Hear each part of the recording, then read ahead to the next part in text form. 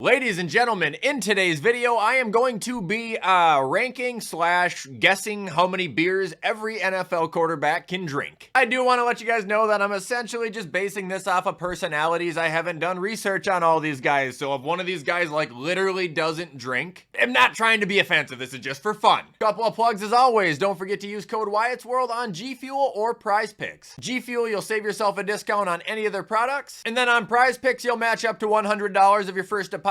Like I said, right now, I'm really liking these MLB ones. Typically, I like to select strikeouts, and then you can kind of just look at it, and you can even look at their previous games, who they're playing against, like Aaron Nola versus Washington. I feel like that'd be pretty solid. And make your judgments off there, but always play responsibly. And let's get into the video.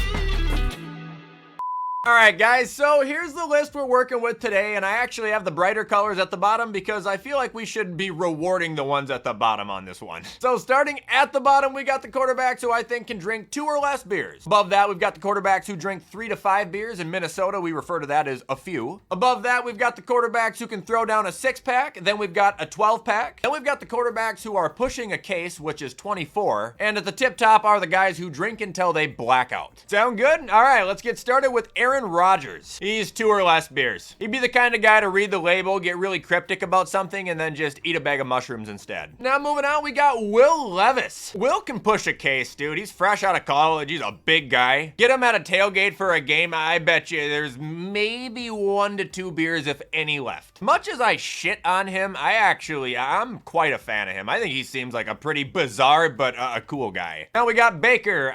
Now hear me out. I think he's probably matured since his college days, but I feel like you still get him at a party where he's able to drink until he doesn't want to drink anymore. The man is blacking out. I mean, if you saw the video of him in college, that tells you everything you need to know. He's an animal. He runs from police officers at point blank range. After Baker, we got Bryce Young. 3 to 5 beers. He has a few. I just don't think his little body can take much. By the way, I'm not speaking there. I have 4 beers and I'm not in driving condition anymore. I'm 150 pounds. But also, he just seems like a really responsible kind of guy. A guy who's really focused on his work, on his development. I just don't see him really messing around too much. Now we got Dak. 6-pack. He drinks until he gets a buzz and then he stops. All right, I'm ready to go. Brand's got that down to a T.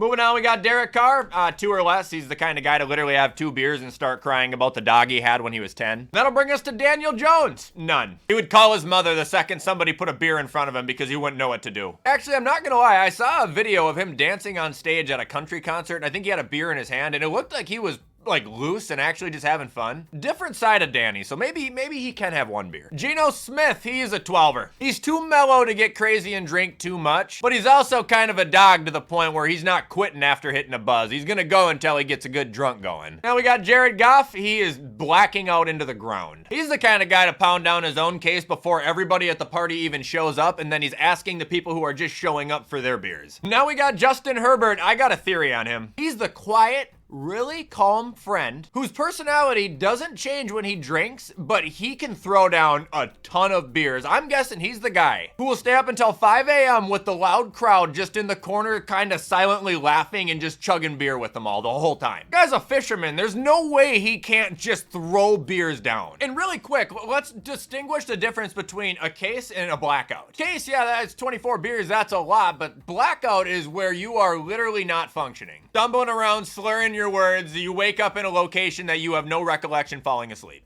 Moving on, we got Jalen Hurts. He's drinking a 6-pack and he's getting relatively drunk off of it and then telling his team he's going to use the hangover to fuel him the next day to train better. Deshaun Watson. He's not allowed to have alcohol. Obvious reasons. Josh Allen. He is blacking out. Saw another video of him golfing. It was him, Kyle Allen, Sam Darnold, and some guy. Unbelievable. I'm not kidding you when I say this. I think if you went with Josh Allen to an overnight party, he could put down 35 beers. Normal size, just 12-ounce cans. He'll also probably punch a hole in the wall. Now we've got Justin Fields, 12. He seems cool, man.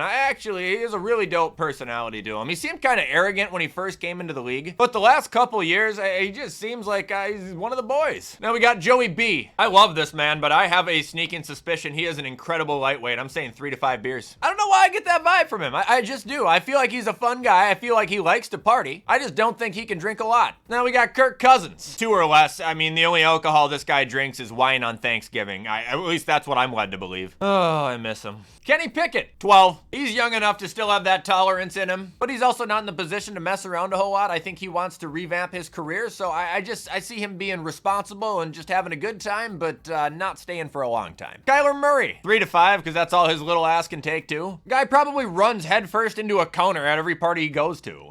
Now we got Lamar Jackson, 6-pack. I don't think he is a boozer. To me, he seems like he will go along with the crowd. He will do whatever. He will have fun. But he doesn't strike me as a guy that likes to be fucked up. He's like a beer an hour type of guy. Now we got Jordan Love, 12-pack? Again, just a chill guy. I see him going out to drink with the intention to get, messed up, but not with the intention of messing up the night. Now we got Gardner Minshew, blacked out and doing smelling salts in the bathroom. This guy drank a bottle of Jack Daniels and smashed his own hand with a hammer to try and stay in college an extra year. He's insane. Patrick Mahomes, pushing a case. I saw the dad bod picture of him after the Super Bowl. He's got the beer gut on him. I think, since he is a dad, he is responsible, but I feel like he can slug his beer down shamelessly too, as he should.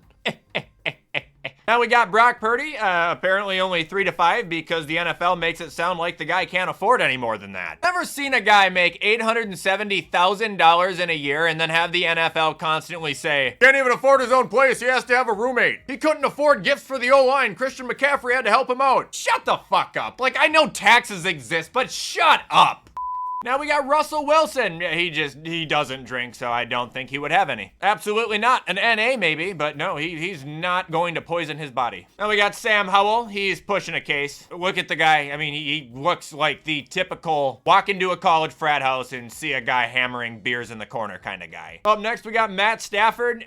He's a case. I don't think he's blacking out. I think he's too mature for that. But I've also seen the guy drink an entire pint of beer in one gulp as if it was water. It was the most impressive thing I've ever seen. Not saying this is a good thing, but I'm willing to bet Matt Stafford could still operate a vehicle and pass a driver's test after drinking 14 beers. Next up, we got CJ Stroud, 3 to 5. I know you see these pictures of him at these celebrity parties and stuff, but then you'll hear his interviews and he doesn't talk like a guy that likes to go out and get smashed up. Talks like an incredibly responsible guy. He talks like a high school athlete after they just got done with the biggest game of their life. Like, I mean, unless he has the media fooled, I think he's responsible. Next up, we got Ryan Tannehill. He's a 12-pack. I mean, I have nothing bad to say about him, nothing good to say about him. I have a feeling he would be the most boring person, maybe other than Daniel Jones, to have a drink with. T.Y., 6-pack, and he's good. Have you heard his pep talks, dude? Like, the memes are right. The guy couldn't motivate me to make a sandwich. How could he motivate himself to continue drinking? Tua, look, I've watched wrestling for a long time, meaning I've seen a lot of Samoan athletes, and I know that those guys can pound some beers back. Like the stories you hear about Rikishi and stuff back in the day, they're nuts. I think Tua can throw 24 beers down like it's nothing, to be completely honest, and still function at a reasonable level. Then we got Joe Flacco, a case. He's the dad to hang out with the young crowd and still outdrink half of them. And ending, we got Jameis Winston. I wanted to include him because he is absolutely the guy to have a 6-pack, get absolutely trashed, break something extremely expensive in your house, assure you that he can fix it, and then do absolutely nothing about it. And that, ladies and gentlemen, is how many beers I think every quarterback can drink. And that is also going to be all for today's video, everybody. I hope you guys liked it. If you haven't heard yet, I am back into wrestling now, and I plan to stream WrestleMania at some point this weekend, so follow my Twitch. But nonetheless, show support to this video if you guys appreciated it, because you know I appreciate any and all help. In the meantime, I'm going to get it edited so you can watch it on time. Have a great weekend, and as always, I will see you in the next upload.